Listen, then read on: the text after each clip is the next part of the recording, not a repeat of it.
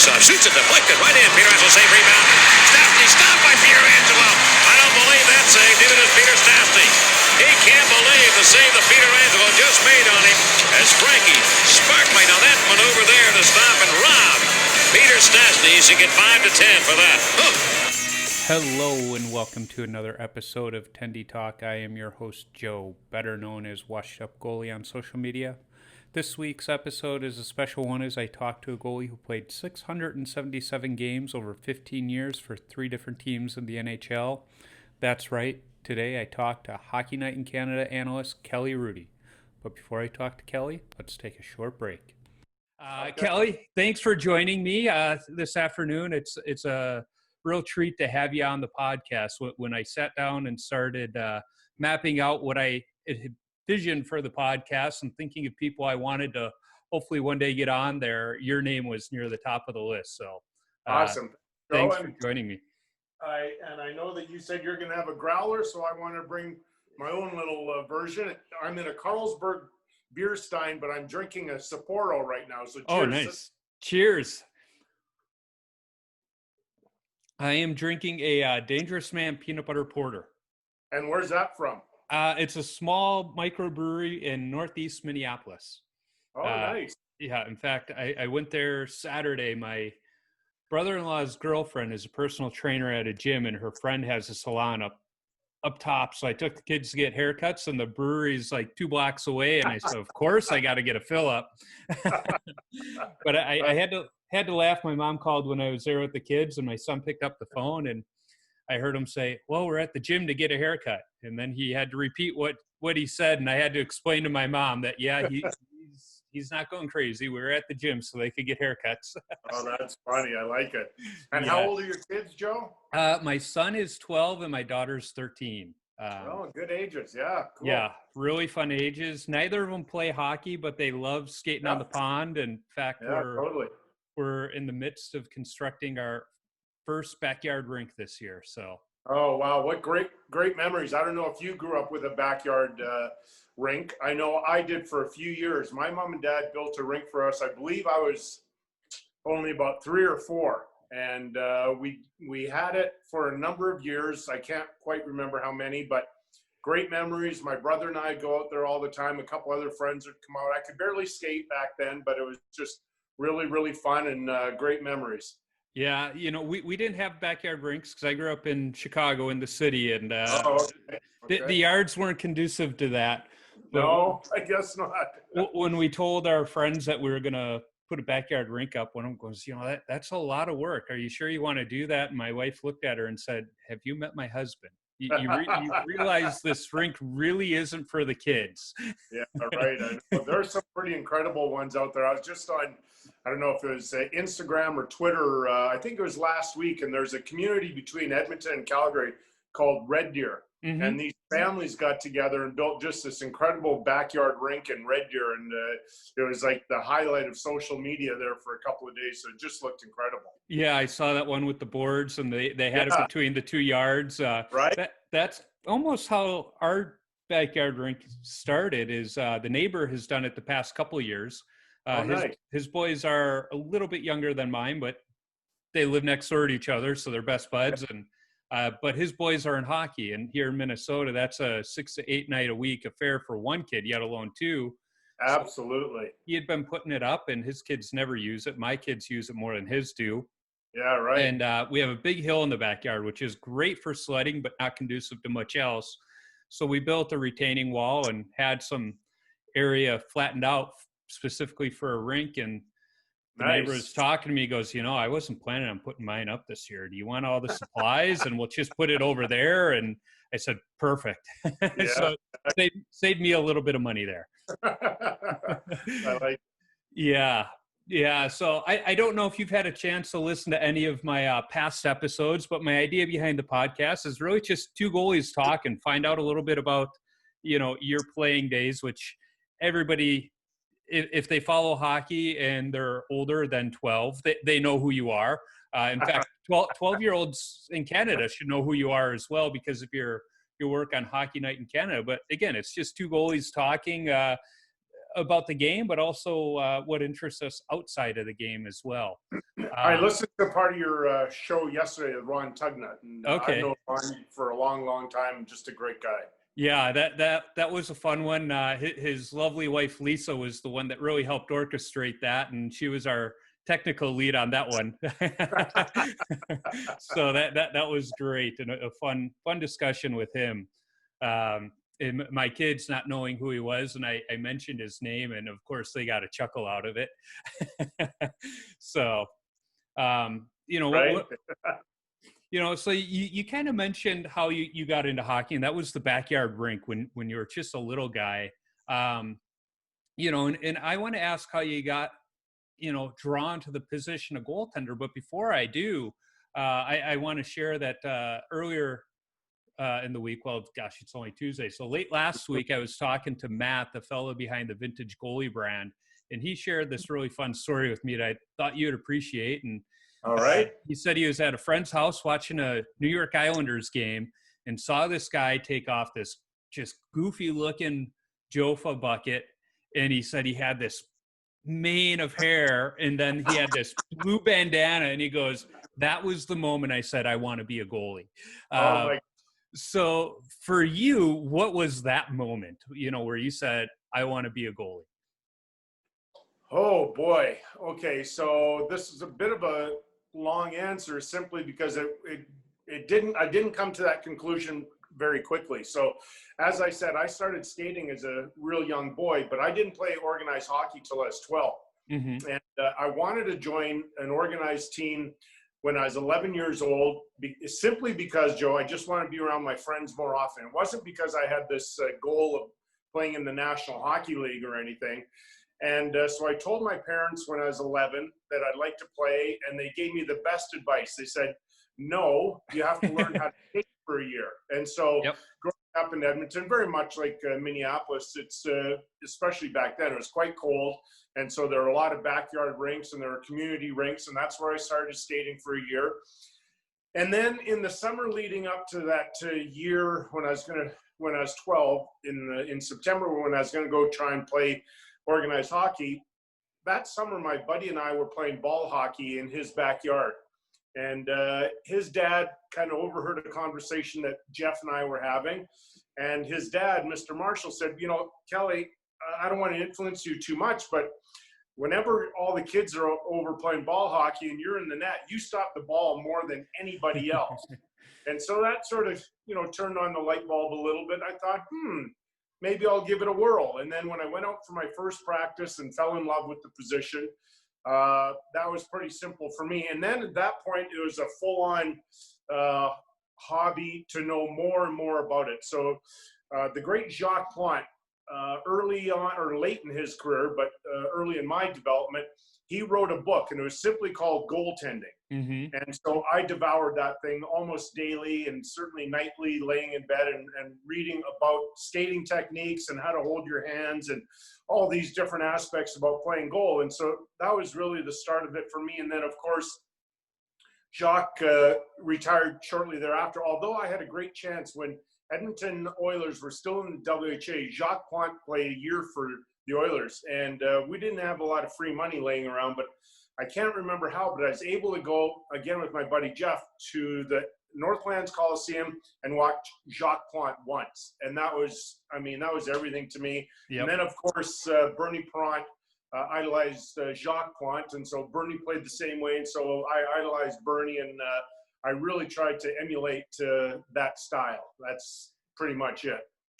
I love that you mentioned that your parents said, no, you need to learn how to skate first, because my parents told me the same thing. We're not going to sign you up for association hockey until you learn how to skate. So they then signed me up for Murray Bannerman's Learn to Skate on Chicago's South Side. And I was talking to Connor Beaupre about it, and I said, I remember being this little 10, 11-year-old kid learning to skate at Murray Bannerman's Learn to Skate, going, one day I want to be as good as him. And then I was watching the Blackhawks North Stars alumni game, what was it, 2-3 years ago, and I'm sitting there as a beer leaguer now going, you know what, I think I've reached that goal of being better than Murray Bannerman right now, but he's also much older than me. I hope to be as good as him at that age.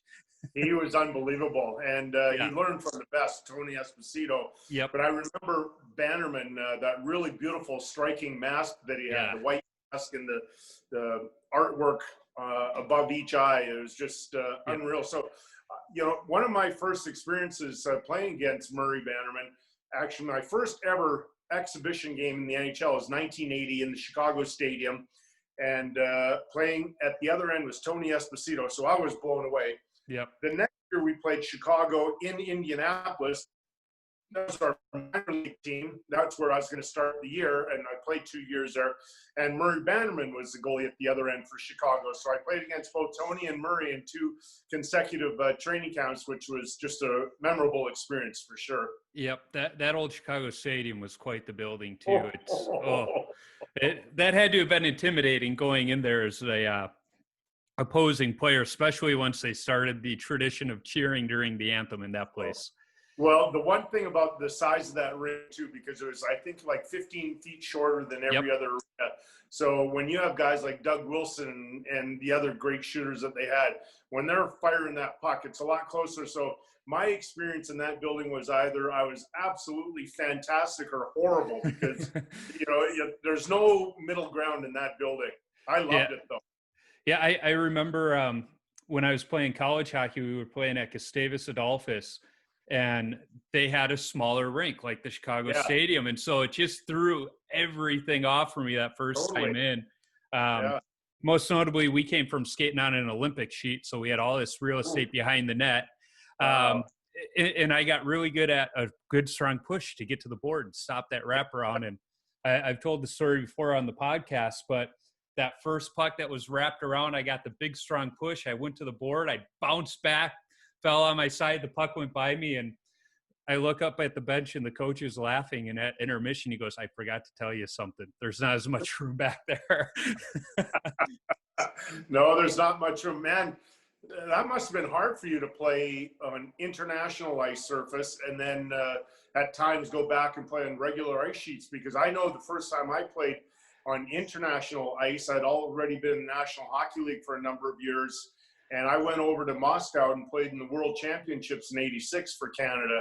And I was blown away, because most people wouldn't know this, but you and I would, as playing the position.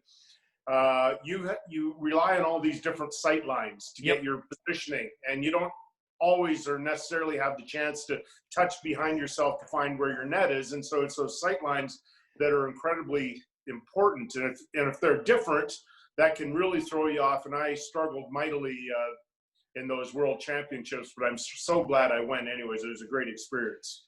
Yeah, it's funny you mentioned that, because that never really threw my game off, because growing up, there were a few more Olympic sheets at different arenas. So I went back and forth between NHL and Olympic sheets. But when I first started skating, our association had a goalie coach, simply because he had just retired from the I think he was in the AHL. He's playing for the Rochester Americans, Darren McCluskey. He had blown out his knee, and he was trying to start his business as a goalie coach. So he came to our association and said, "Hey, I'll do it free for the year." And one of the things he instilled in us was, every new rink you go to, just get markers and see where you're at. So that was something that was instilled in me right when I started. So when I went to different rinks, even at Gustavus, everything in front of me was fine. It was just, I didn't think about behind me. That's funny. And I probably got caught the other way. Probably the first couple times I went behind the net to stop a puck in Moscow, I probably didn't realize how far it was behind the net. And I don't know if I would have gotten there soon enough, because, it's all about speed and timing and getting back there, setting the puck up for your D-man. Yeah, absolutely. And I'm now at the point in my beer league days where I just don't come out and play the puck, unless it's an icing and the referee is not going to come down and pick it up himself. That's my idea of playing the puck these days. I love it. That's one of the things. One of my very first year playing hockey, our coach was a guy by the name of Pat Fontaine, not to be confused with Pat LaFontaine, the guy I played with in New York, but Pat Fontaine. And practices were pretty slow back then, right? And they didn't really include goaltenders as much as you would necessarily think. I think there was a lot of skill development for the skaters. And one of the things Pat had me do all the time in practice was shoot the puck against the boards. And as a young kid at 12, you don't have a lot of muscle, and so it's really difficult to shoot the puck. It's even more difficult to raise the puck back then. But all those hours firing the puck against the boards, I thought it really improved my skill. And I have to say, I think I was one of the better guys at playing the puck back when I played. I hated those drills when I was first starting. I had a straight bladed Vic stick, and it was heavy as can be for a 10-year-old, and just because when we played the puck, it was hand at the top, glove down at the neck there, and it was just oh my God, my arms would just hurt. And I'm going, can you guys shoot at me already? Heavy, right? Yeah. I think I was talking to the goalie gear nerd about it, saying, I don't like the composite sticks because I started with heavy sticks. I still have my Titan goalie stick simply because it's signed by Bobby Hall and Stan Mikita. But that thing was just a log. And if you compared it to a stick today, it's super light. And well, what did that cost back then? Because Titan sticks were expensive anyways. I can't imagine the cost of a goalie stick. Would you remember? I think it was like $25, $30. I do remember because it was That's a lot. Yeah, it was at the Southwest Ice Arena Pro Shop, and it was just sitting there forever and ever. And every day would go in, for practice, and I'd just be looking at this stick and looking at it. And eventually, my association stick broke, and my dad goes, "All right, I'll get you your own stick." So that was actually the first goalie stick that I owned that was an association, and I still have it. I don't remember anybody having a Titan goalie stick because, at least in our neighborhood, nobody could afford that thing. That was unbelievable. Yeah, it's crazy the price of goalie sticks these days too. Even the wood ones are $100. When I was playing in high school, they were about $50 a piece, and I had a bit of a temper. So if I let in a bad goal, I would take that stick and hit it out my pad, and every now and then I would break one, and my dad got tired of replacing broken sticks because of a bad temper. He said, if it breaks because it breaks, that's one thing. But if you do it on your own, absolutely, you're buying your own sticks now. And so the first game after that, I let in a bad goal, and I got upset, and I broke my stick over my knee. And then all of a sudden, dejected. And my grandfather, a Dutch immigrant who really didn't understand the game, but he loved coming to watch me play. He looks at my dad, he goes, "Why is he so upset? That wasn't that bad of a goal." He goes, "No, he realizes that just cost him $50." So then my grandpa started laughing. And then after the game, we're in the lobby, and he kind of comes up to me and hands me a, little bit of cash. And he goes, "Here, go get yourself a stick. Don't tell your dad I gave you this." Oh, nice. He goes, so what kind of stick did you go get? No, at that time I was using the Cooper Bauer Reactor 5, the Balfour pattern. Yeah. Still my favorite stick. Wow. Those Bauer reactors were just great what sticks. Year was that? What year? That would have been around probably 96, 97. I use those sticks too. Yeah, they were great. My last 2 or 3 years in the National Hockey League, I used that equipment. Maybe more, maybe 4 years. I think those were some of my most favorite sticks because they were durable, but I liked how the paddle was flat. It wasn't rounded like the Vicks that you used or the Cohos at the time. It was more of a flat paddle, and I just felt like I had better control. And they were lighter, but they weren't a feather like today's. I still knew I had something in my hand. Right. Exactly. No, I did like my sticks tapered a little bit. Now I'm going way back. I think it might have been what did Bernie Perrant use? Did he use a Sherwood maybe?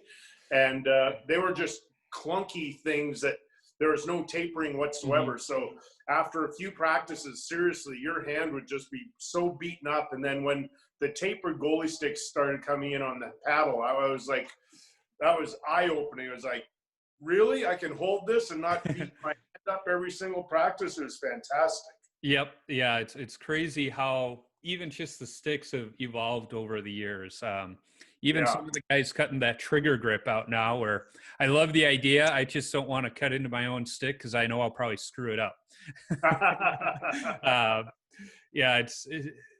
I've talked to some younger goalies about, some of the equipment we had to deal with, like the 2-piece chest protectors that really were no protection at all. And some of the stuff, and they're like, why? And it's like, well, because, you knew you were a goalie if you had bruises. Yeah, and that is one thing that does bother me to this day. Like, it's not something that I worry about, but it does bother me, the protection that the current goalies have, because I'm all for protecting the goalies. I know the position. I know how hard they shoot the puck. I know how it hurts.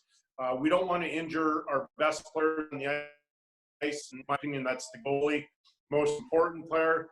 But you look at the bodies of these guys when they're out of their equipment, and most of them are skinny, tall guys. You get them in the net with their gear, and they're enormous, and they leave very little room to shoot at. And I think, if I had my opinion, I'd ask the league to do even more in that department and take away. I don't want to take away the protection. I just want to take away the bulk, because it's changing the game, and it's just we all cheat in our own way, but that's so blatant. Well, look at a guy like Marty Brodeur, who really spanned probably 3 different eras of goaltending. Yeah. And when he left the game, he was still using equipment consistent with when he started, where he didn't have the thigh right. You actually could see his breezers. Today, you can't even see a goalie's breezers. And to me, I agree with you. There's room for cutting away and bringing the equipment back to what it was probably in the 80s, with the added protection of the technology we have today. That's right, with the technology. And that's such a great point, because you could have maybe even the size of the 90s, because we were getting better. Our equipment was getting better for sure. We weren't as scared of the puck. But with the technology that they have in the equipment, you could certainly play with that size of equipment, and you would have no fear of the puck. You wouldn't have to fear injury, and I would really like to see that. Yeah, it's funny, because Ron and I were talking about that last episode of, goalies don't have that fear of the puck anymore. They've gotten into a blocking versus a stopping mentality. And there was just something about when you knew your equipment and you knew where those pain points were, I think you were a better goalie because of it. You had better reflexes, and you approached the plays a little bit different, simply than, this is my angle. The odds are, if I go down in this butterfly with my elbows in, I'm going to stop it. And if I don't, well, then, whereas us, I think it's, here's my angle, I'm going to go down. But if it gets deflected, I'm going to make a move to also stop it. Now, there are a lot of things about the current goalie that I love, and I am envious about the way they play. Like, it looks pretty cool when they play the butterfly, and they have their own sort of athleticism. I don't want to take away from that, but I just think that the equipment is so good that it would be even more fun to watch these guys if they didn't have the advantage of the bulk. Yep. It's funny, the first snow we got this year, I was out there with the snowblower, and I was thinking about that, wondering, what if we had guys like yourself, Patrick Watt, Eddie Belfour, Grant Fuhr, playing in today's equipment? How different, how dominating would they be, or would they be as dominating? I don't know. I think that, equipment aside, there's one skill you need, and it doesn't matter if you're George Vezina or Jacques Plante or Patrick Waugh or Dominic Hasek or whoever you think the best goalie is right now, maybe a few years ago, is Lundqvist. There's one quality you have to have, and that is you have to read a play. Yep. And if you can't read a play, you can't play. I don't care how talented you can be, how good you can look in practice, the equipment, all that kind of stuff. You have to really understand the game to get the best out of yourself, because every goaltender will tell you, and there are a lot of other things too, like you have to figure out the deception a guy's going to have on his release on the shot, and that's so critical. But you have to understand, for instance, when I played against Wayne Gretzky, I knew that I had to be aware of all 4 guys on the ice with him, because he wasn't the only dangerous guy. He made everybody dangerous. Whereas Mario Lemieux, I thought Mario may have been a tiny bit more talented individually, but Mario probably wasn't going to make all 4 guys on the ice with him dangerous, maybe 3. And that's a big difference. That's one option that you really don't usually have to consider. Yep. And no way, shape, or form is that a slight towards Mario, because he was incredible. But for instance, a guy like Pavel Bure, when Pavel had the puck, you focus on Pavel because there's not a lot of passing, whereas a guy like Ovechkin, for instance, he's a great shooter, but he's incorporated that playmaking ability. And so there's so many different factors when you look into how to play the position and when you're evaluating the skill set of a guy. Well, and I even incorporate that in the beer leagues right now. I've been in my league for 5-6 years now, and I've gotten to know the players on the other teams. And I know which guys aren't going to pass the puck. Yeah. I know which guys do pass the puck. That's right. It plays into the way you play them. If the guy that's not going to pass the puck is coming down on a 2-on-1, I know I'm coming out further on him than I am somebody else. Now, do you use who shoots left and who shoots right as an indicator? I'm not There's no right or wrong. I'm not smart enough to figure that one out when they're coming down. I'm so focused on the puck still. Okay. So my biggest indicator, and I know I've talked to a lot of other guys that played the position, and most of us focus on, I need to know, or I know automatically if he's a right or left-handed shot. But yet, I did an interview with Jonathan Quick during I think, in between the 2 cups. Mm-hmm. And you can probably find it on YouTube somewhere. And I asked him that very same question. And I was really expecting he's going to say, oh, yeah, I know everybody what hand they shoot. And he had no idea. He couldn't even tell me, and this is in a good-natured way. He goes, I can't even tell you who shoots right or left on my own team, and I see him every day in practice. So that's why I say there's no right or wrong answer. It's just I'm curious about that.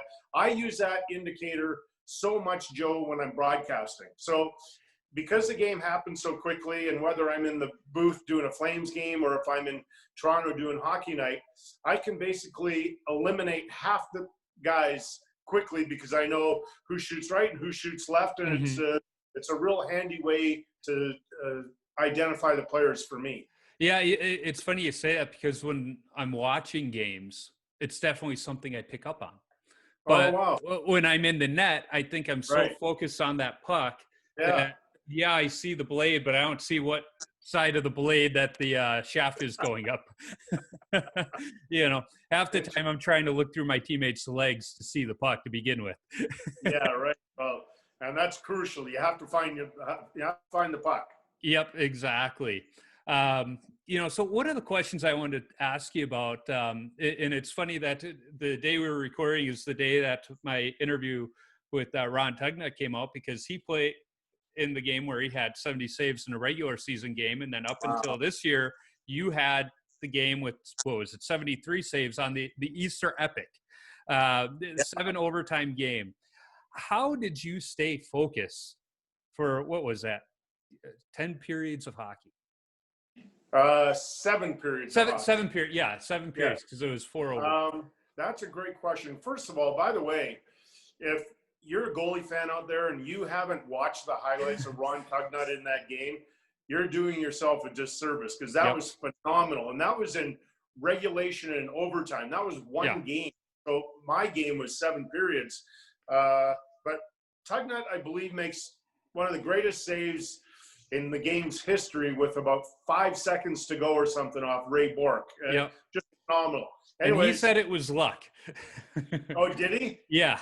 Okay, well, luck, you have to have a little bit of luck, and I can accept that answer. I didn't think so, but I'll go with that if that's what he says. But, that was one of the greatest challenges we had, Joe, because the game started at 7:30 in the morning, or in the evening, of course, and ended at 4 minutes to 2 in the morning. So there's a long time to try and stay focused, which is awfully difficult. But what I found and what I discovered that night, and I've used this ever since, going into an overtime, the first 2 minutes are the most dangerous and the last 2. And I liken it to you've gone into the dressing room, you sort of let your guard down, you walk out onto the ice for the overtime, and you're not quite as focused as you need to be in the first 2 minutes. And the last 2 minutes is because the same thing. You're sort of letting your guard down, thinking about getting some rest in the intermission. Now, it's been statistically proven that I'm wrong by a minute on either side. So it happens to be, so for all the analytics out there,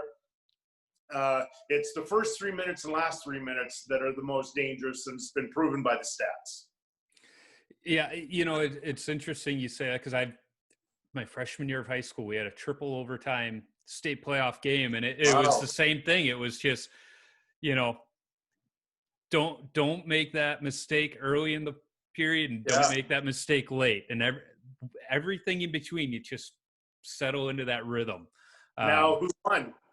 We did. My buddy TJ, who he had the mentality of a goalie. He really did. He was just cherry picking on the far blue line, literally waving his stick in the air like, come on. And somebody saw him, gave him the pass, and he just went in and buried it. We almost had a full crowd watching that game, because we had 2 beer league games backed up waiting to get on the ice. Yeah, right. They were all in full equipment watching the game, and they all went crazy when the goal was scored, because they knew finally they got to get on the ice. Now, what was your reaction when the goal went in? Because when Pat LaFontaine scored in quadruple overtime, I was at the other end, of course, and I'm watching Andy Van Helleman, the referee, point to the goal. I saw my teammates raise their hands in the air. I saw the shoulder slump of the Washington Capitals, but I stood still and I was in disbelief. I didn't want to get too excited in case for some reason the goal is going to be called back, or I didn't know. So I stood there, I bet for 2 full seconds, until I allowed myself the joy of, holy cow, we've actually won this game. I don't know. What did you feel? There was a moment where I waited to see if TJ was going to skate back to our end for the celebration, because I was so tired I didn't want to skate the lengths of the ice to celebrate. Oh, totally. Yeah.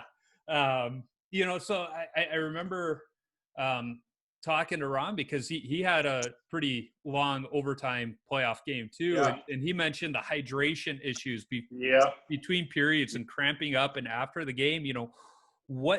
What do you remember from that? I know he said he remembered the smell of bacon. Guys were just eating bacon between periods because that's what they had available. Well, see, there's the evolution of the game. Back when I played, we weren't prepared for a long overtime game, so we had nothing to put in our bellies, right? We had no food. We had no oranges, no bananas. We had, I don't even think energy bars were even invented back then. So we were basically just trying to get as much water or energy drinks into our bodies, but that's not enough. Once you're already hydrated, you can't rehydrate during the intermissions. And so I remember after the celebration, after the handshake, after some media requests, I started taking my gear off. I'm going to say ballpark about 10 minutes after 2 or quarter after 2. And literally, I was so dehydrated that when I started to take my skates off, my toes just immediately curled under. That's how dehydrated I was. So you know what I did, Joe?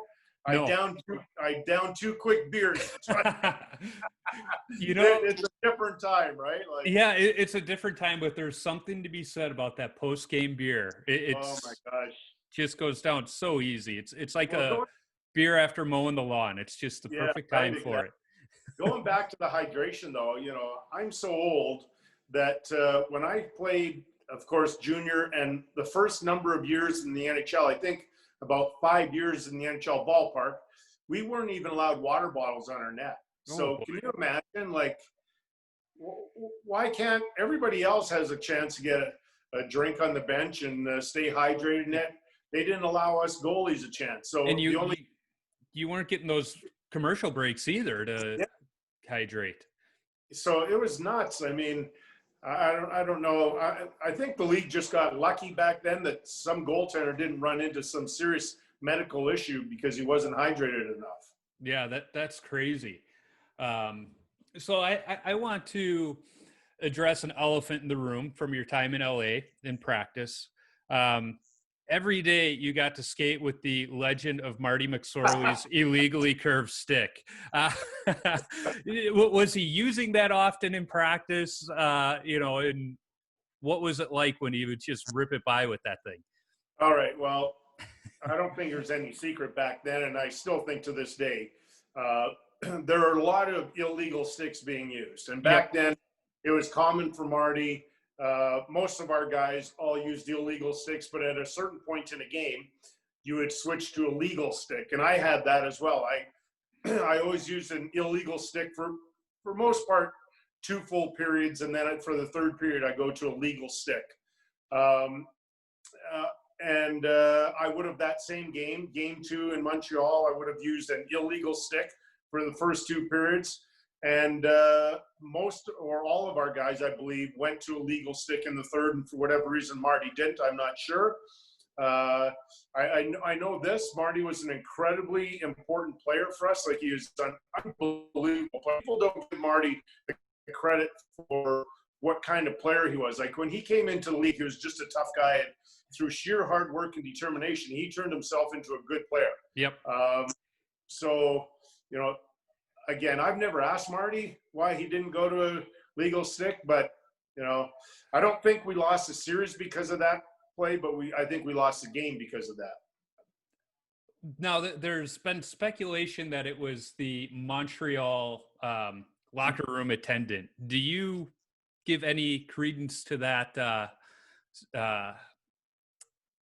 speculation, or was it just, you know what, it was circumstance and it just didn't go the way you guys wanted it?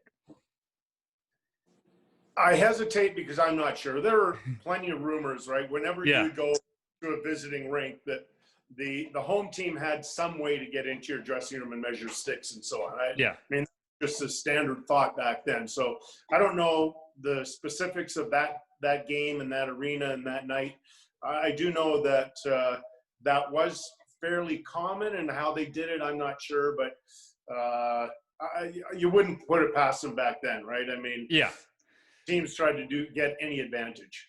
That Stanley Cup Final is still one of my favorite ones to have ever watched, because it was just back and forth. You had you versus Patrick Waugh with the wink at one point. It was just, that whole series was unreal. And then you had that glorious mullet of Barry Melrose behind the bench. It was just, it was great vintage 90s hockey right there. It really was. It's not a good memory for me, so I got to tell you, I haven't watched the series. Like, it's the most painful hockey memory I have. It's you would think that getting to the Stanley Cup Finals would be a moment in which you're proud of yourself, and that, you know, at least you've done something quite impressive. And yet, for me, looking back, is just a painful time, and I don't like it. I don't get any great joy in even thinking that we got to the finals. I found it easier, in fact, losing in the first or second rounds in my career than it was losing in the final, which you would think would be the opposite. You would think if you get ousted in the first or second round, that'd be, you know, devastating. And again, it is to a certain degree, but not the same feeling that losing in the finals. Well, it makes sense, because it reminds me of Olympians, where they say you win the gold medal and you win the bronze medal, but you don't win the silver medal, because to win the silver medal, you have to lose the gold. So it makes sense. And I understand what you're saying. Yeah, different mindset too for different athletes in different countries and so on. I know that, like I said, when I played in Moscow in the '86 championships, world championships, we won bronze medal. And to this day, you know, I understand from the feeling, Europeans, that's a really big tournament for them. And we in North America don't put as much credence or importance on that tournament as we should, because it was cool. I mean, the media at the World Championships it might be greater than the Stanley Cup. It's unbelievable. Anyways, because of our mindset, in particular as Canadians, we're always trying to go for gold in hockey. And if you don't get it, silver doesn't mean anything, gold doesn't mean anything, or bronze. I, to this day, have no idea where my bronze medal is in the World Championships. And I think most people would like that. You know, you'd look at it and, you know what, that's pretty cool. Yeah, and absolutely. Yeah, where it is. It's somewhere in the house, I guess, but I've never bothered to look for it. Oh, boy. See, I'm the kind of person, I'd have that framed up or something, you know? I should too, right? Yeah. If I thought things out rationally, that might be like put somewhere. Well, you know, if we are stuck in our houses much longer, maybe you'll go looking for it. Who knows? Good You know, point. you mentioned a guy, you know, a teammate like Gretzky, but you had some other great teammates like Bossy and Trottier during your Islander years, and some other greats. What was it like going up against some of the greats, not just of the era, but to have ever played the game in practice, day in and day out? What did that do for your game? Well, I was really fortunate when I went to the NHL because my first team, of course, was New York Islanders. I'm going to a team. I was drafted in '80, the first year they won the Cup. And the first year I made them out of the minors was 1983. So they had just finished their fourth consecutive Stanley Cup. And so now I'm going into a dressing room. I was the only rookie out of training camp that year to make the team. We added Pat LaFontaine and Pat Flatley after the Olympics that year.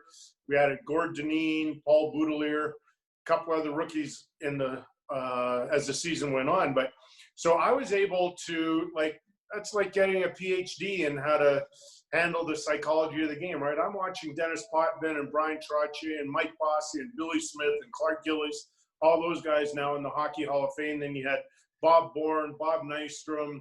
The list is endless, right? Mm-hmm. All the incredible hockey players that I could ask any question of and just learn from. And they were intense in practice. Like, practices were phenomenal. And then when I was traded to LA, and now I'm playing on a team with Gretzky, and then we had Yari Curry, Paul Coffey, Luc Robitaille was there, Tony Granato, Rob Blake, Larry Robinson, just incredible. And so you really understand the human mind and how that works and how everybody might prepare a little bit differently. And some guys are harder on themselves after a bad performance. Some guys are pretty good at parking it and not letting it bother them. So the experiences I had, and you're right, it's the games are one thing, they're great, but you really have to appreciate the practices and what Mm-hmm. you know, what you're witnessing firsthand. Yeah, you know, it's when I think back to my competitive days playing through college and talking to other hockey players, when we think about what we miss of the game, yeah, the games are great, but it's those battles in practice and the locker room antics that we miss the most. Oh my gosh, right? Just the banter before a practice, getting your gear on or before a game, and people would be surprised by how loose the players are and what's said in the dressing room and how you tease each other, and those are just glorious memories, right? Like those are some of the best things, and the fun you have, and maybe you have a big win on the road and you get on the bus after the game and you're in a great mood and you're busing to the airport to catch your charter, and the guys are just having the time of their lives and chirping each other. Those are special moments for sure. Absolutely. Now, I just want to check on time. Are we still good on time? We're good, bud. All right, excellent. Because sometimes these conversations just go like this one, where it's, you know, two goalies that have never met before, but it feels like we're old teammates, and the conversation just flows. So when I think of your playing days, the first thing that sticks out to me is your stance. You had that throwback where it was the legs were together, stand up, high glove, which I loved. David Hutchinson's son's Maddie posted the picture from practice the other day where he had the Rudy stance. You know, it's a stance you don't see today. Where did that come from? Well, it was from watching Jacques Plante and Bernie Perron, so that would have been typical of how they played. Yeah. You know, that was more for the optics. So that was, you know, as you would know from my career, I sort of progressed and I got my legs spread out a lot more the longer I played. But it was just more because I'm not a big guy in comparison to those guys. I'm 5'10", 5'11". And so why I had that, my catching glove in that position, was just so the net didn't look so open. Mm-hmm. And so I did it just for the visual aspect of it. Once the puck was dropped, I did keep my legs really close together, but as I said, my career wore on. I found the benefits of sort of incorporating my sort of version of the butterfly. I think it was closer to just a hybrid Dominic Hasek style, where you have all your techniques, all your fundamentals, your skating drills are all the exact same, but at some point you just abandon your technique and try and make a save. And that's what people were confused by with Dominic Hasek. They would say, well, there's no rhyme or reason and he just dives all over. And that's not accurate at all. In fact, if you watch Dominic in comparison to every other goalie that's ever played, same skating technique, same crease movements, everything about it was the exact same. He just had an ability to ad-lib in a style in which nobody else had, and he perfected it. He's incredible. Like, I still say he's the best goalie ever played in the National Hockey League. He was just dominant. Yeah, it's funny. They talk about it on the In Goal podcast a lot of Marc-Andre Fleury and how he's a throwback goaltender compared to a lot of the other guys today. And what sets him apart is just that ability to not give up on a play. And by doing so, he makes these weird, incredible saves. And it's just because he doesn't give up on the play. And I think, the era you played, the era I grew up in, that was just common. You get stuck, you get caught out of position, you throw whatever it is you can get over there to try and get in front of the puck. And it works sometimes. Well, you look at Vasilevsky, right? He's an incredible goalie, and he has that same trait. He just doesn't give up on pucks. And, he's great at technique and great at a million things, but he also has that mindset that, you know what, if I find myself a little bit out of position, desperation kicks in and he'll do anything he needs to find a way to get across the crease and get some part of the body on the puck. Absolutely. I mean, how many times are we going to see him make that behind the back glove save? It's just like that was phenomenal. You do it once and that's pretty special. You do it twice. Now you're just showing off like you're trying to do it. I don't think he'd tell you he's trying to do that, but it's a pretty cool trick to have in your bag. Absolutely. And now, again, thinking about you and your playing days, when I think of you, aside from your stance, I think of that Jofa combination bucket. Yeah. A lot of goalies, they would wear the Cooper. But you, like Archie Serbe, went with that Jofa. And it's funny because I had that helmet, different cage, but that helmet was my first helmet. So I know there's not a lot of protection in it. What about that helmet did you like? Okay, so going back to my junior days, I wore the molded mask, right? The fitted mask. Okay, you did. All of us did.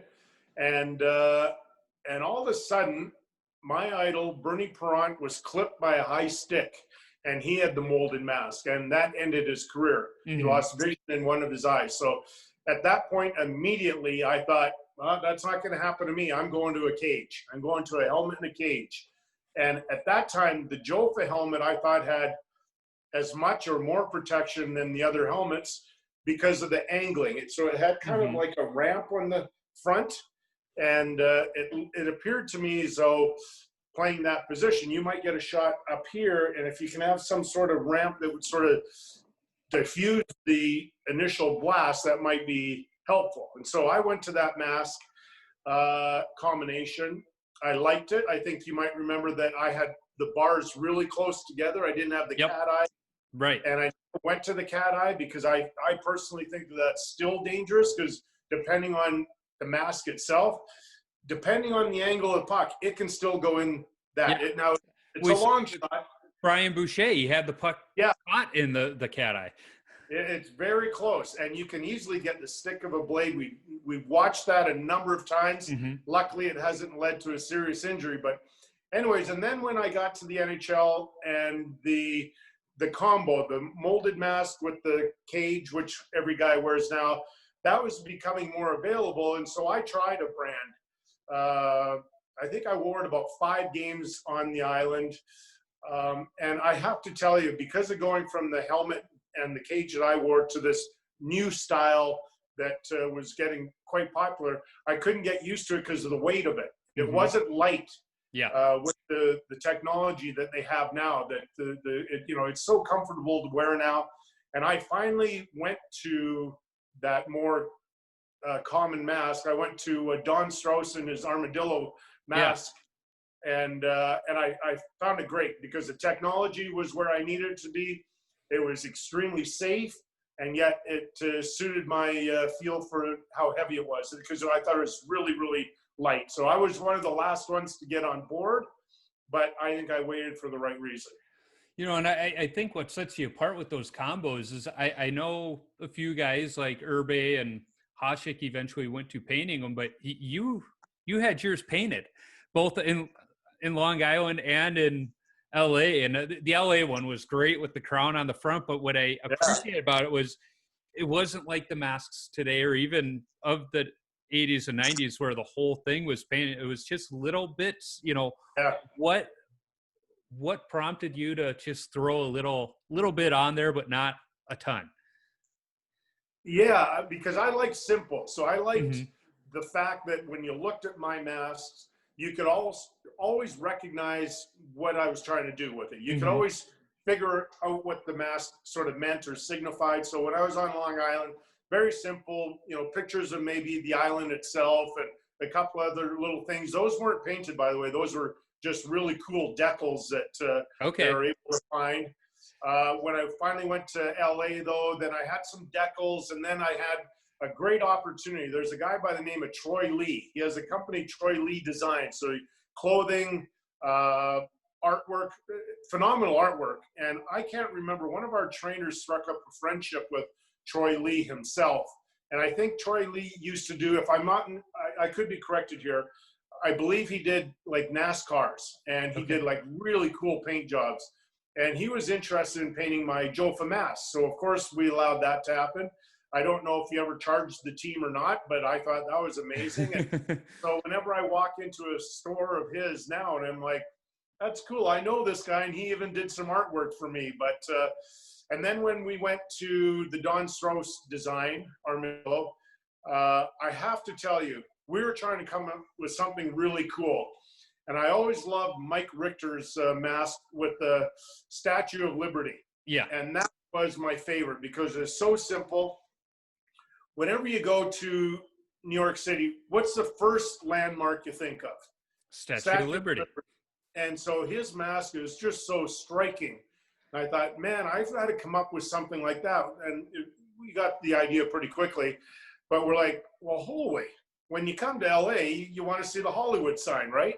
So that's what we put on that first mask that I had from Don. And I thought it became iconic. I think it was so easy to understand. I was absolutely thrilled and honored this past hockey season in a throwback retro game that Jonathan Quick emulated that. He had a Hollywood mask made up. It was very cool. I just think that sometimes, this is just my feeling, other people could see it way differently, but the current masks are impossible for me to understand what's painted on. Like, it's beautiful when you see it up close and you see the artwork and how difficult it would be to come up with all that. I'm like blown away. But for the most time, I leave a morning skate after looking at the goalie's mask, and I'm like, I say to my broadcast partner, Rick Ball, what's on that mask? I don't even understand it. And I can't imagine the fans in the building going, oh yeah, that makes sense to me. I think sometimes simple is better, but then again, I'm old. I'm in the same camp of you as you. I loved that about the masks of the 80s and the 90s, is you could tell what it was from the stands. Now, I think there is a neat opportunity with the techniques they have today where Marty Brodeur is a great example. He kept that same iconic look his whole career, but toward the end of his career, if you got right up on the mask, he saw some other pieces in there that were more for him, not so much for the viewer or the fan. That's where I think there's opportunity today. But yeah, there's some of the stuff where you're right. You're looking at going, well, what's going on here? I know it looks beautiful. I know the artwork's incredible, but I don't know. I can't tell you what it is. Yeah, that's what I've loved about guys like Corey Crawford, who've kept it simple. You could tell what it is while watching the broadcasts. You don't have to get the zoom in close up. Now, like a guy like Eddie Belfour, simple design, but I loved whenever they went ISO cam on them, Oh just yeah. because I loved looking at that mask. Same Oh, thing with that great. Hollywood mask. I remember the first time I saw it, I was watching ESPN, Gary Thorne announcing a game, and I was like, "Oh, look at that!" It was a beautiful mask. Where I think it's probably, top 2 LA Kings masks of all time, in my opinion. Yeah. Yeah. But art is subjective, right? Yeah, absolutely. Yeah. I I think there's a couple others in there, but I think your mask and probably Jonathan Quick's, just because he's kept it simple and the same over the Yeah. years. Yeah. Those are the top 2. And just talking about Jonathan Quick, I love that guy. We've I wouldn't say that we're dear friends or anything, but because of my history playing about 8 years there and his career he's had and all the success, I'm really lucky because whenever I see him, whether it's on the road or in LA, he takes time to chat with me, and I always appreciate that. He's just a great guy. Yeah, he seems like it. Everybody I've talked to that has had a run-in with him in one way or another, they just love him. He just seems like a very down-to-earth guy. Yeah. And he's just so gosh darn fun to watch. I mean, Oh, talk about a guy with the perfect name, with the way he plays. Right? Yeah. I know. I think you should do yourself a favor, Joe, and go watch that interview I did with him. I think ballpark would be around 2013. And wow, he's just very insightful. And he talks about watching Mike Richter growing up and why he enjoyed watching Richter play. And he's just really honest about, the way he approaches the game is really cool. Yeah. Trust me, I'm going to go search that one out. I'll probably even put a link to it in the show notes. I like. Now, you mentioned the transition to the armadillo helmet. And what I know of Don Strauss is, he comes from the racing industry. So when he thought of a goalie mask, he didn't come with the same preconceived notions as everybody else. So at what point did you decide, it's time for me to change to a mask, and this is the one I'm going to go to? Well, when I finally decided I was going to go to the newer style mask, I looked at a few different versions, and Don struck me because it's a little bit different. Yep. I had it explained to me by one of my friends that, when you first see a Porsche, it looks different, right? It doesn't look like a regular car.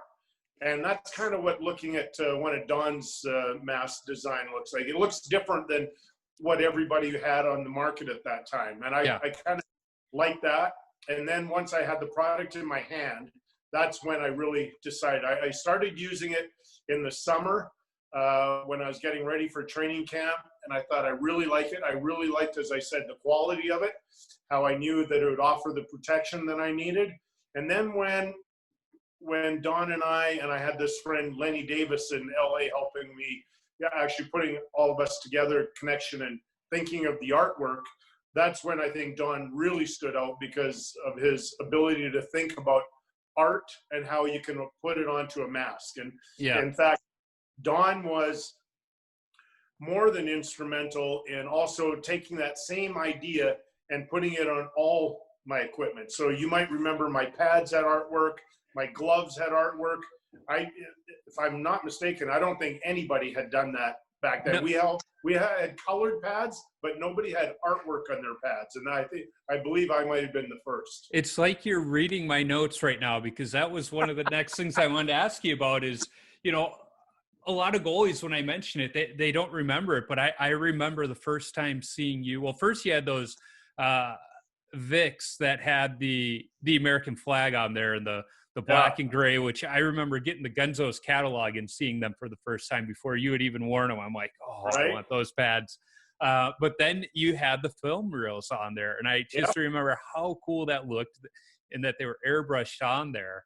And I was wondering, where did that come from? But it sounds like it was Don just thinking, let's not just have it the helmet. Let's have it, almost the cutting edge of what we see today with, Bauer and their Digiprint technology.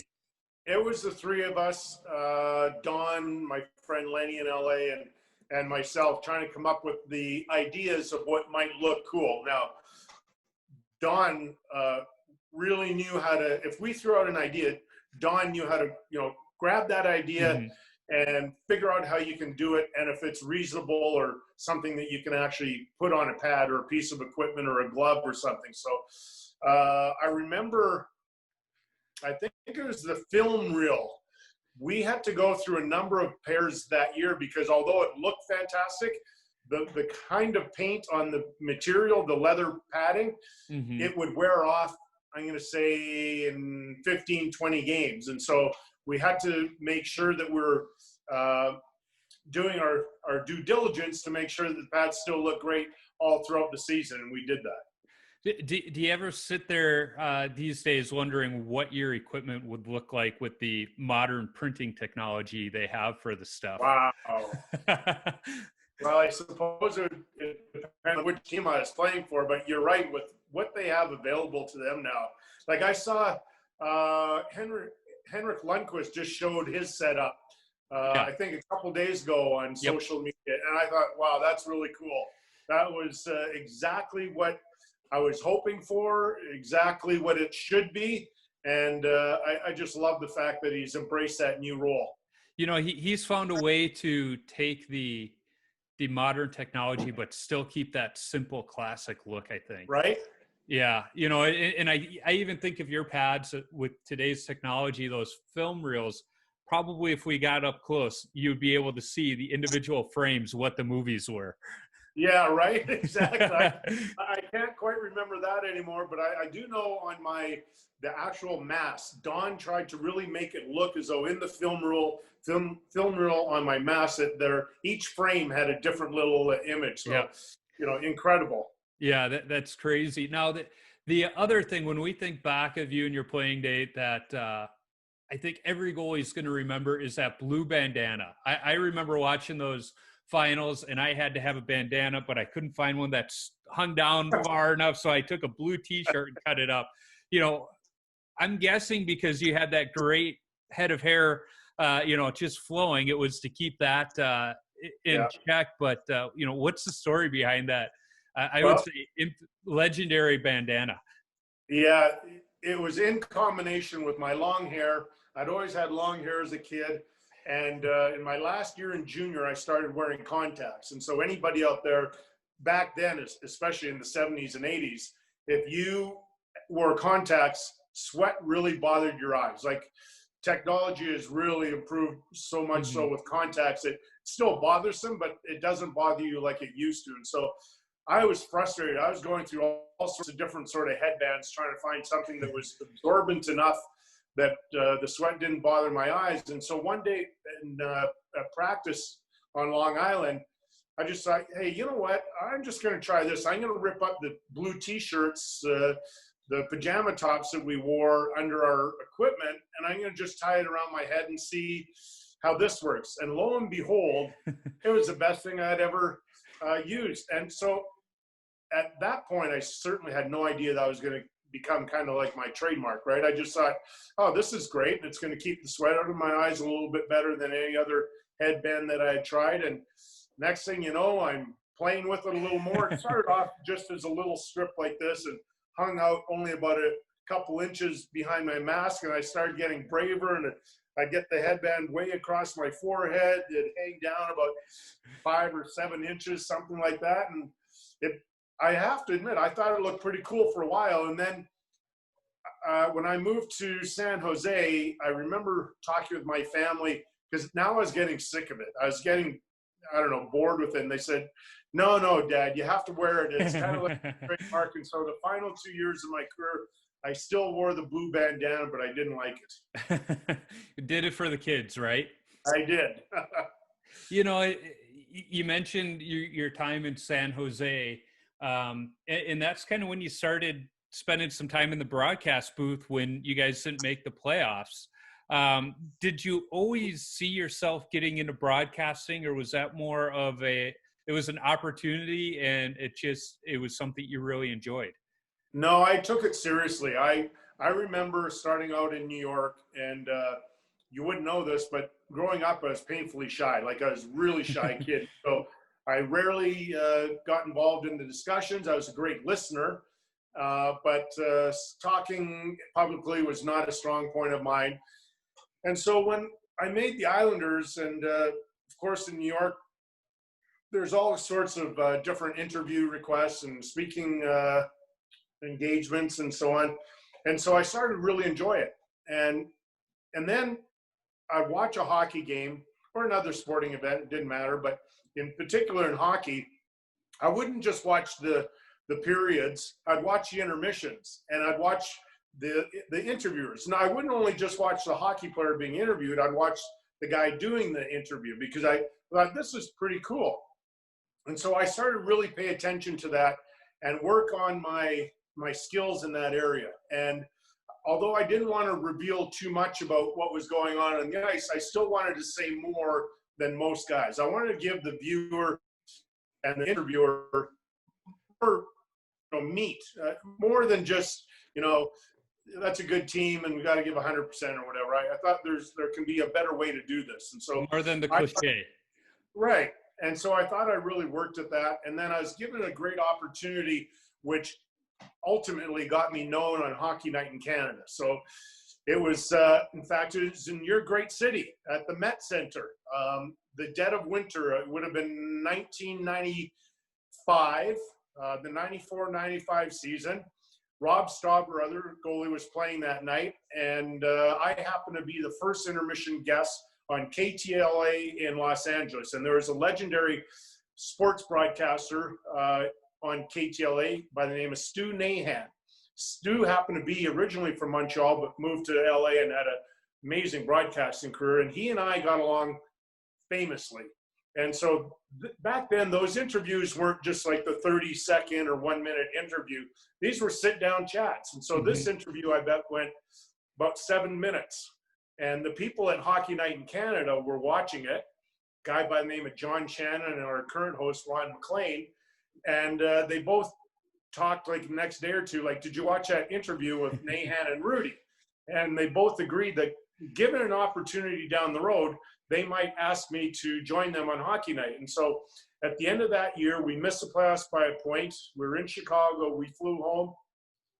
And John Shannon, the executive producer of Hockey Night, had called my house and asked if I'd be interested in coming to Toronto to work in the brand new Atrium show in the CBC building on Front Street in Toronto. And I said, of course, I'd love to. And he said, but I have to be honest, you're our second choice. And I thought, oh, darn it. And then he told me the first choice is Wayne Gretzky. And luckily for me, Wayne declined. And I've been working 22 years, I believe, full-time on Hockey Night, and 4 years as a player when, as you mentioned, my team didn't make the playoffs and or we lost in the first round. So incredible run. I never would have imagined that one appearance on Hockey Night in 1995 would have led to a broadcasting career like this. It's sometimes funny in how it all works out, right? Yeah. That's awesome. And I think hockey fans are happy it worked out that way because you're pretty darn good at what you do now. Well, I really enjoy it. It's kind of like this, Joe. If you're just real, then you and I can have a great, easy conversation. It's not work. And the only thing I'd say in terms of going on a national broadcast every night, there's like you took notes, right? You got ready for this. You've got to put in the same work. So all week long, whether I'm working on a Flames broadcast and or if I'm doing a national show on Hockey Night, you've got to put in the work. You can't just rely on your skill at breaking down a play. You've got to put in the work. Well, it's interesting you say that because, as you know, here in Minnesota, the boys' high school hockey tournament is huge. Oh, yeah. It's legendary. It's on network TV here. And Gary Thorne had it on his bucket list to call the boys' high school hockey tournament. And a couple of years ago, he did that. It was Gary Thorne and Lou Nanny in the booth. Oh, wow. And they were talking about how you have to do your homework. He couldn't just come here and broadcast the games. He had to know the backgrounds on the teams in the tournament, the players. And so for months leading up to the state tournament, he was getting weekly packages with videotape, with rosters, so he could learn the names and everything else. And then he came and he did it, and it was such a great week of broadcasts to watch, because it's not just one game, it's a week of single A and double A games. And a friend of mine was in from Chicago with his son for a hockey tournament, and he goes, "What's going on here?" And I go, "What do you mean?" He goes, "I just turned on the TV and I have Gary Thorne and Lou Nanne announcing high school hockey on network TV." Right. He's like, "This is incredible." I go, "It is." Now, Gary's not here every year, but the rest of that is normal. Yeah. I got to tell you, Joe, I got to know Gary Thorne a little bit, but he shocked me one year in Los Angeles. It was a day off, or not a game day. We had a practice, but he was visiting with me in the dressing room afterwards, and I was asking him broadcast questions because I was really interested in it. And he shared with me, he worked back then. He might have been the busiest guy in the broadcasting industry at that time, because he was doing National Hockey League games. He was doing college baseball. He was doing college football. He might have been doing Major League Baseball. He had so many sports that he was doing. I think at that time he told me he was working something like 330 days a year, broadcasting all sorts of different sports. And I kind of looked at him like, that's crazy. Like, to take much time off at all. And he just didn't. And he had been doing that for years. It's not like just that 1 year he had decided to take on all these new projects. He was fully engaged.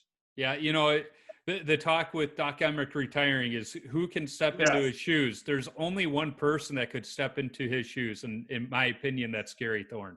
Wow. There's some good ones out there, though. There are. There absolutely there are. It's funny too, because all the hockey fans start talking about their local favorite.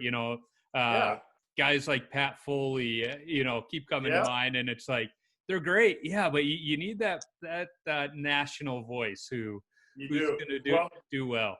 I got to tell you, if you ever get a chance to watch Calgary Flames broadcast on Sportsnet, you got to check out my partner Rick Ball. He's been doing play-by-play forever. He is solid. He's going to be doing only national, in my opinion, somewhere down the road. He's too special of a broadcaster. I've had the NHL ticket for a couple years, and so yes, I've watched those broadcasts. That's for sure.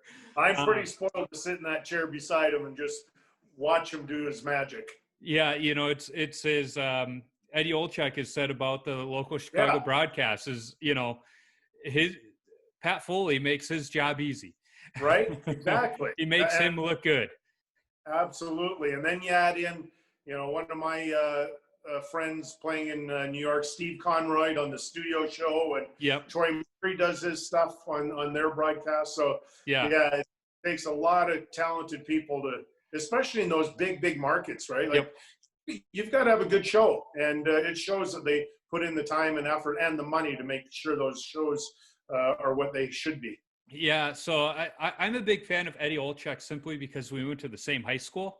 And my senior year, I was walking into school. I went to an all-boys Catholic school, so we had to wear a shirt and tie every day. Yeah.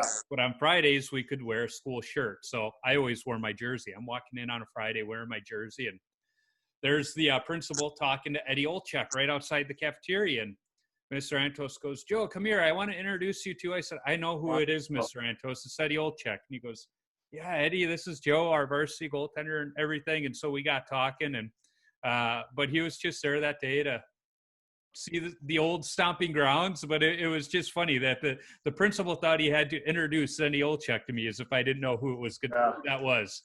I don't think you find anybody that has a bad word to say about Eddie. He's just a wonderful human being. No, and growing up in Chicago, seeing him around the rinks many times as kids played, he always had the time of day for every single kid who came up to him.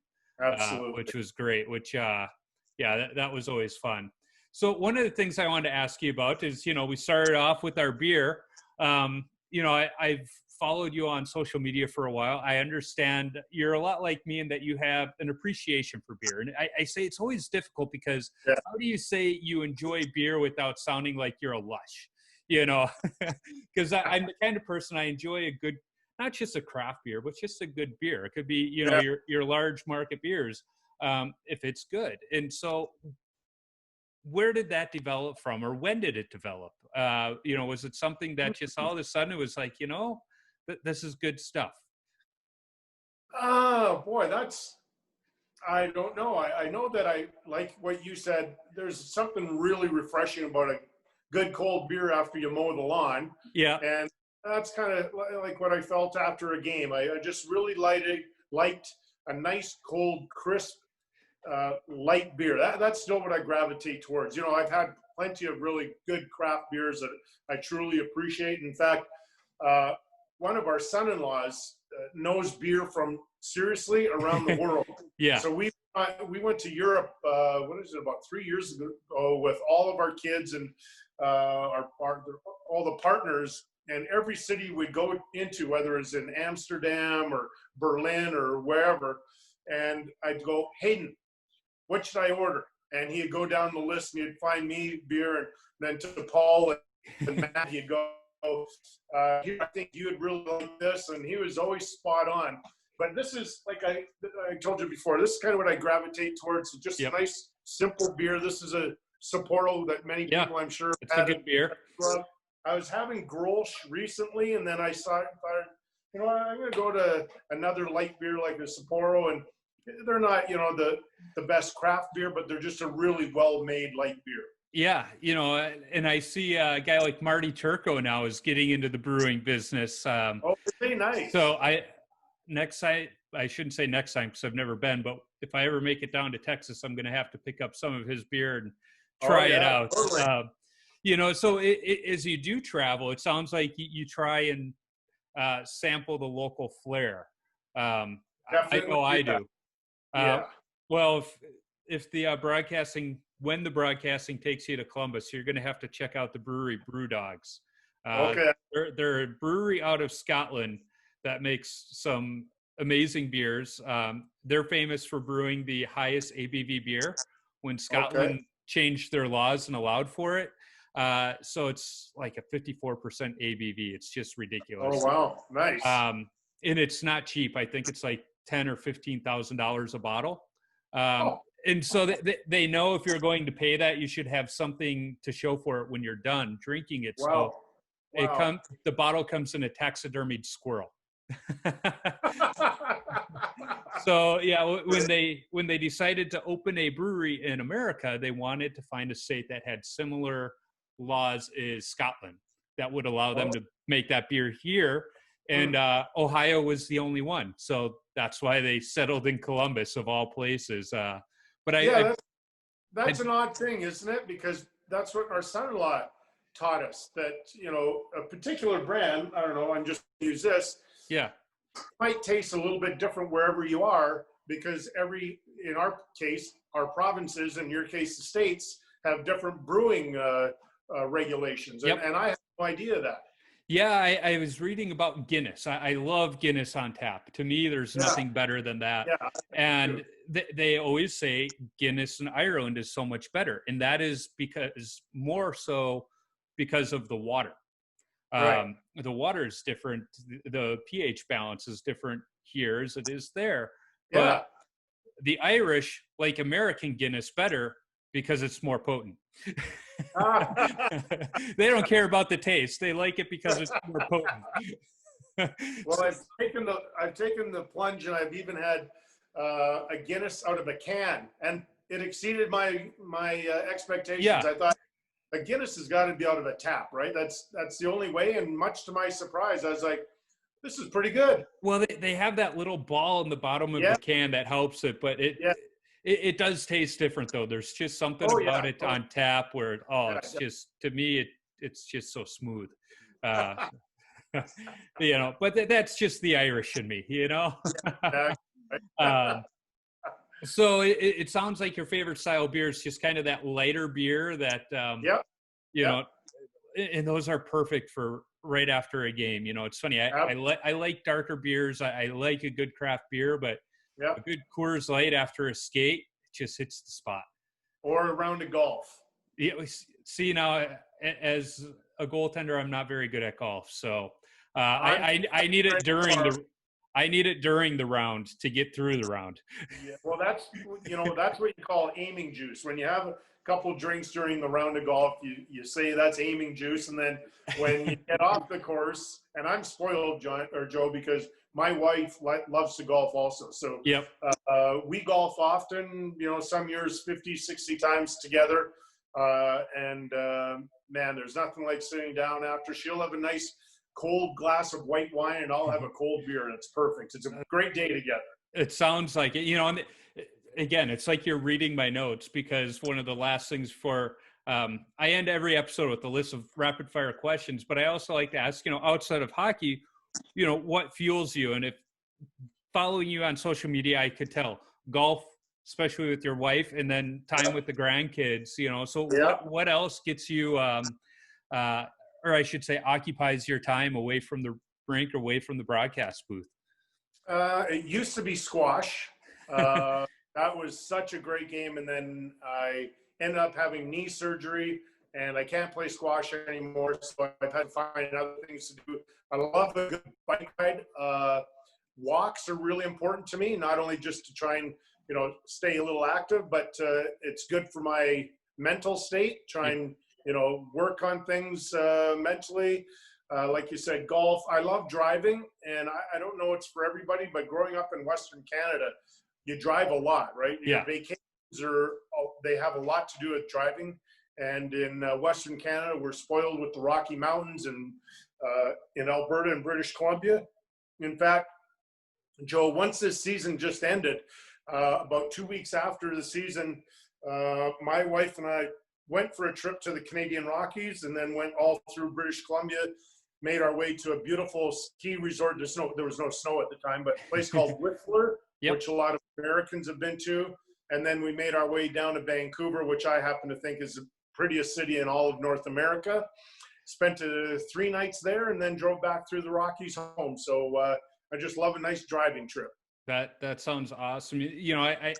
I'm with you on the walks through this quarantine. I've been taking my kids when we get a chance on weekends to the different state parks around here, just to get outside and see something a little different than the neighborhoods. And there's just something about getting out there in the fresh air and getting a good couple miles, and good for the soul.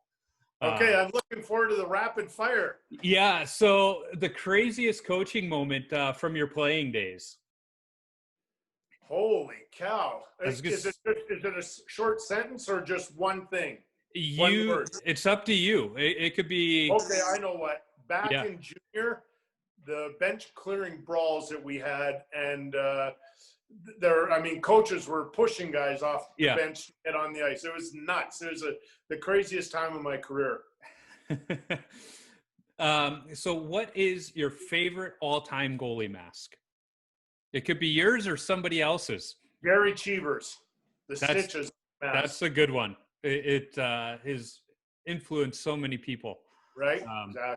Yeah. In fact, I got to interview a number of years ago Todd Miska, who painted Steve Shields' Gary Cheevers tribute, and that was the first time somebody really did the old school mask on the new one, and with the ears and everything. Yeah, he did a really nice job on that one. What's your favorite rink that you've played at? Oh man, it was Chicago, Montreal Forum, Maple Leaf Gardens. Now, for whatever reason, most times, Joe, if I really enjoyed the city, then I played well in that building. So I played really well often in Vancouver, whether it was in the old Pacific Coliseum or the new building. And I only played in the new building once or twice, but I still really enjoyed it because there's something special about the energy in a building when you love the city itself. Mm-hmm. It's interesting you say that and then mention the Chicago Stadium, because when you played, that stadium was not in a very good neighborhood.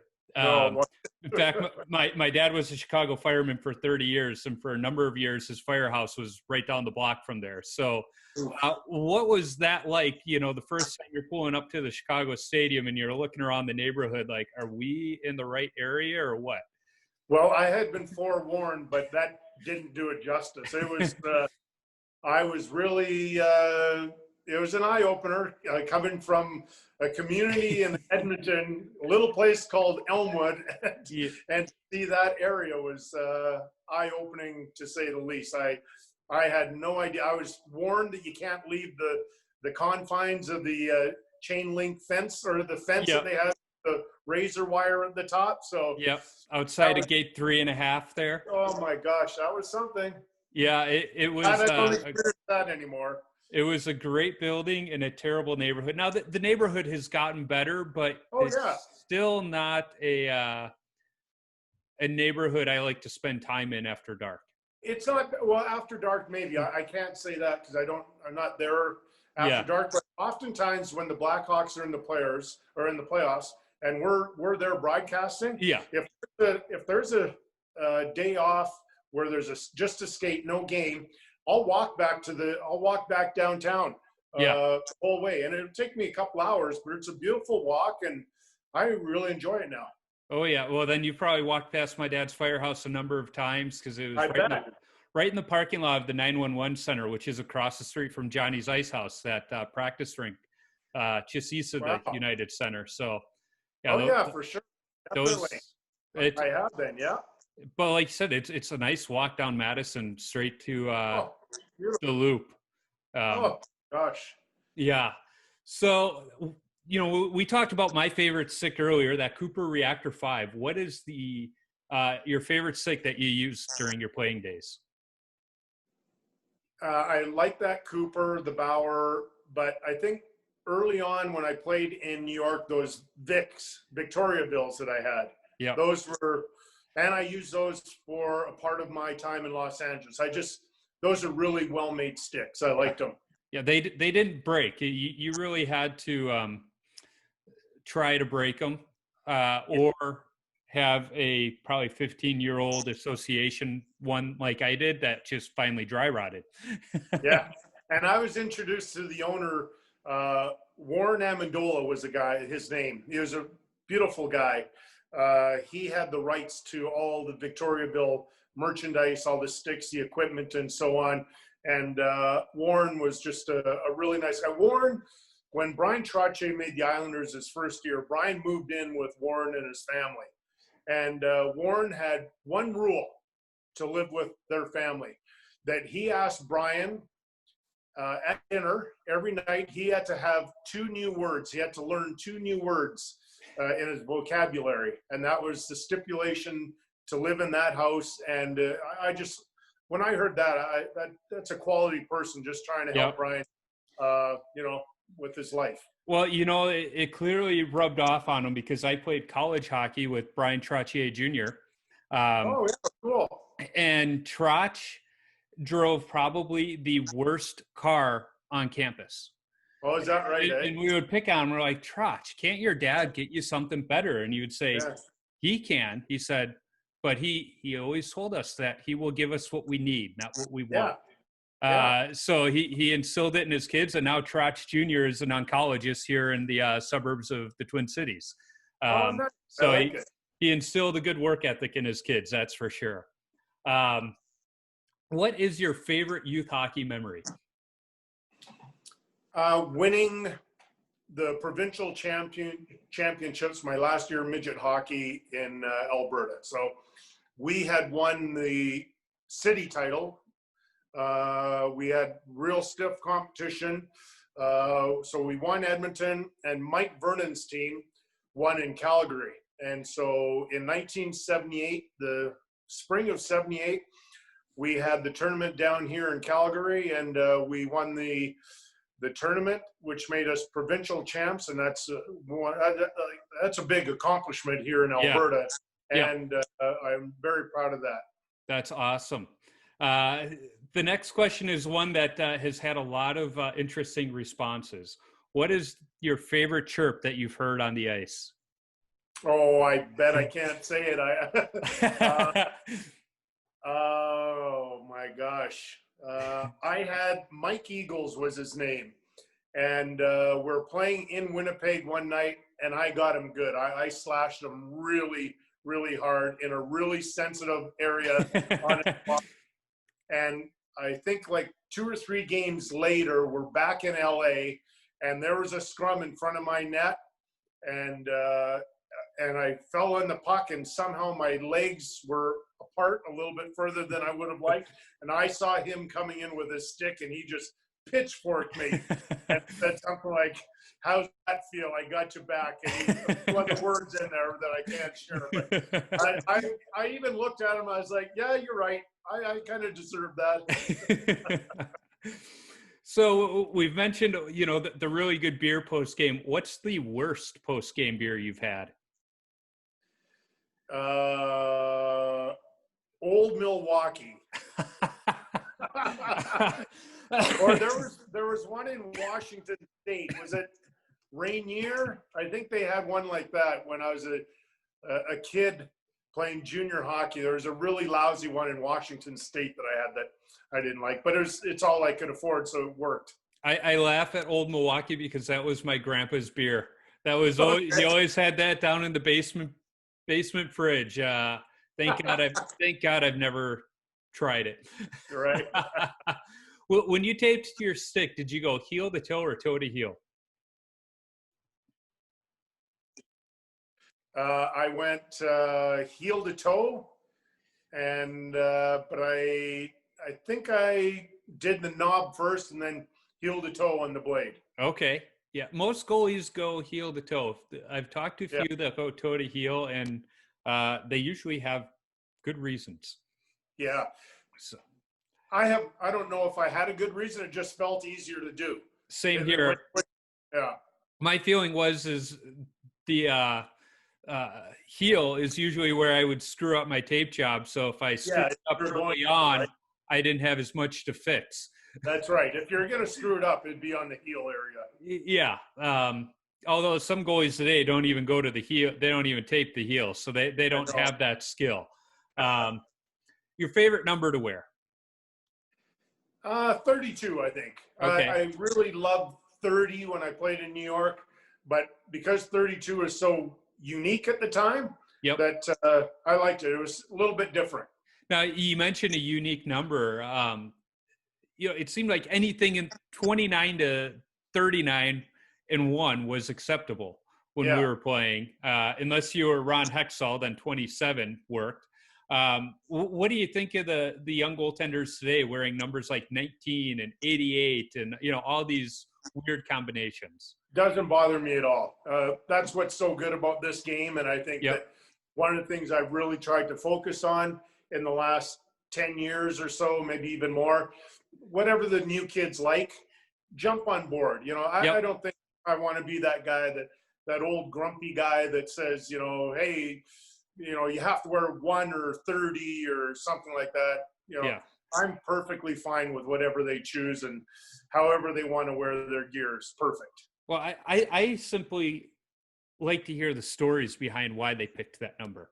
As we know, a lot of the original 6 goalies were number 1 because that was the better sleeping berth on the train cars. That's as the story was told to me is you were assigned the sleeping berth that associated with your number. Number 1 was always bigger.